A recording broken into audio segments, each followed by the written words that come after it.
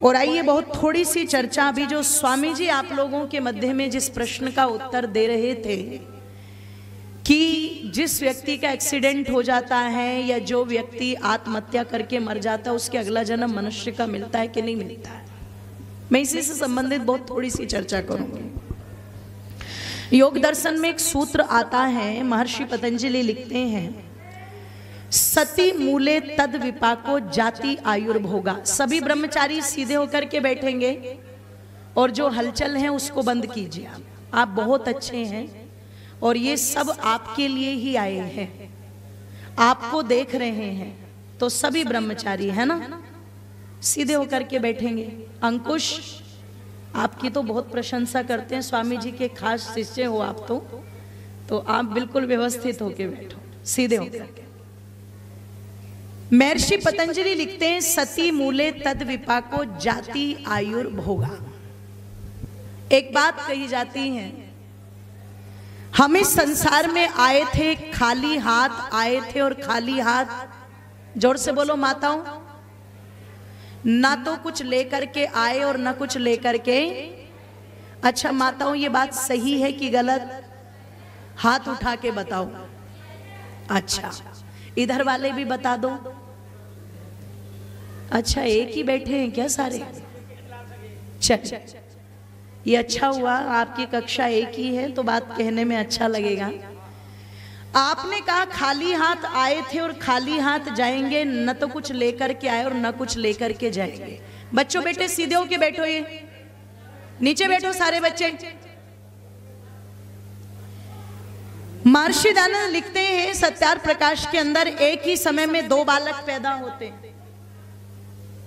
एक बच्चा वो है जो करोड़पति के घर में पैदा हुआ, अभी उसने कोई कर्म नहीं किया, लेकिन आते ही करोड़ों की संपत्ति का मालिक बन गया, गाड़ी घोड़े कोठी बंगले सब हैं।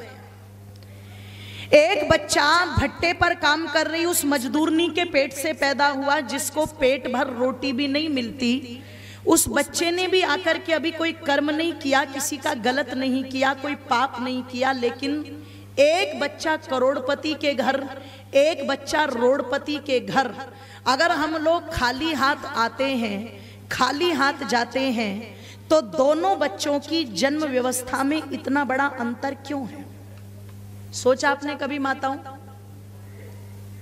दोनों ने अभी तक कोई कर्म नहीं किया, लेकिन दोनों की व्यवस्था में इतना बड़ा अंतर। आप यदि कहो कि ये परमात्मा ने कर दिया, तो अगर परमात्मा ने इतना बड़ा पक्षपात किया है तो फिर परमात्मा कभी भी न्यायकारी, जोर से बोलो।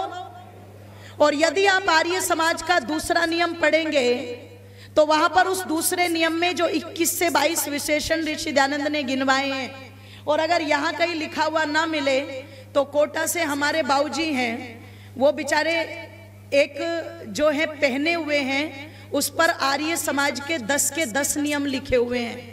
तो बाबूजी को अपने पास बुला करके दूसरा नियम आराम से पढ़ लेना और एक बार इनके लिए भी तालियां बजा देना।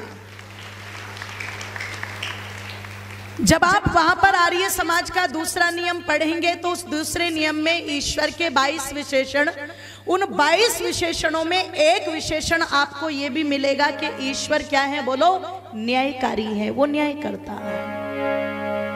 अगर परमात्मा मेरी माताओं न्याय करता है, मानती हो कि नहीं मानती हो? अन्यायकारी तो नहीं है ना परमात्मा? कैसा है बोलो? तो अगर वो न्यायकारी करता है तो इसका मतलब परमात्मा ने दोनों बच्चों की व्यवस्था में किसी भी प्रकार का कोई पक्षपात, जोर से बोलो, नहीं किया।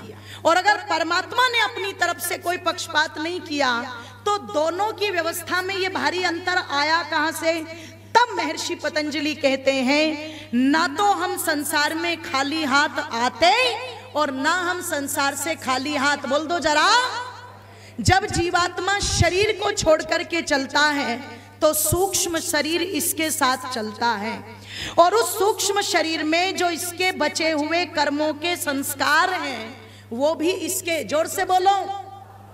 ये सच है कि ये कोठी बंगले आपके साथ नहीं जाएंगे। पूज्य आचार्य जी जो गुरुकुल यहाँ पर बना रहे और जो इतना पैसा दान का लगा दिया, अपनी दक्षिणा तक जिन्होंने यहाँ पर लगा दी, वो इस ठाट बाट को, इस गुरुकुल को अपने साथ लेकर के नहीं जाएंगे। ये तो भविष्य के लिए एक वैसा वट वृक्ष उन्होंने लगा दिया जो आगे तक की पीढ़ियों को निरंतर छांव देता रहेगा। ये ऐसा वट वृक्ष लगा दिया आपके यहाँ पर। इसलिए जितना सहयोग इसमें कर सकते हो उतना करना। निवेदन आप लोगों के मध्य में कर दूं मेरी माताओं बंधुओं, ये व्यवस्थाएं साथ नहीं चलती, कोठी बंगले साथ नहीं चलते, बैंक बैलेंस साथ नहीं चलता, क्योंकि ना तो वहां पर INR चलता, ना वहां पर डॉलर चलता, ना वहां पर द्रम चलता, ना वहां पर पाउंड चलता, अच्छा ना वहां पर बिटकॉइन भी नहीं चलेगा, वहां पर क्रिप्टो करेंसी भी नहीं चलेगी, ध्यान रखना। वहां पर केवल और केवल आपके कर्मों की व्यवस्था चलेगी। इसलिए जो संस्कार जीवात्मा साथ लेकर के जाता है, इससे पता लगा कि जब जीवात्मा चला तो खाली हाथ, जोर से बोलो, आज के बाद बिल्कुल मत कहना, आज के बाद बिल्कुल मत कहना। तुम ऐसे मत बना करो कि एक के पीछे एक और सबने हाथ उठा दिया, हाँ यही सही होगी, लाओ मैं भी उठा दूं। नकल करने वालों की भारत में कोई कमी नहीं है, पर नकल में भी अकल चाहिए, ध्यान रखना। तो थोड़ी अकल लगा लिया करो। जब जीवात्मा चलता है तो किए हुए संस्कारों को, जोर से बोलो, जो बचे हुए उनको साथ लेकर के चलता है। और जब उधर से परमात्मा की व्यवस्था से शरीर धारण करता है तो महर्षि पतंजलि कहते हैं सदी मूले तद विपाको जाति आयुर्भोगा, 3 चीजें अपने साथ लेकर के आता है। कितनी चीजें बोलो? 3। सबसे पहली है जाति। क्या है बोलो? और जाति वो नहीं है जो तुम मूंछों पर ताव दे करके कहते हो कि मैं राजपूत हूं। कोई अपनी गाड़ी के पीछे लिखवा के चलता है जाट, पता नहीं क्या साबित करना चाहता है।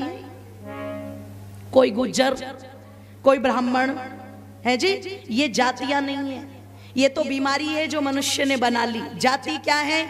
दुनिया में जितने भी घोड़े हैं, आज तक आपने कोई घोड़ा सुना जो कहता हो मैं जाट हूं, मैं गुज्जर हूं, मैं राजपूत हूं? कहता है क्या कोई?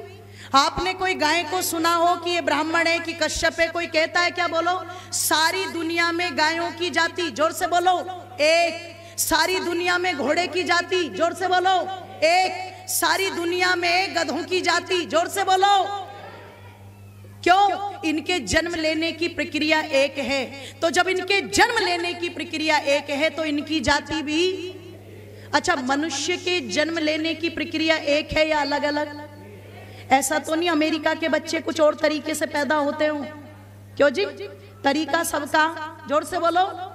माता पिता के संयोग से जन्म लेने का जो तरीका है वो एक है, इसलिए सारे भूमंडल पर मनुष्य की जाति भी, जोर से बोलो, एक है।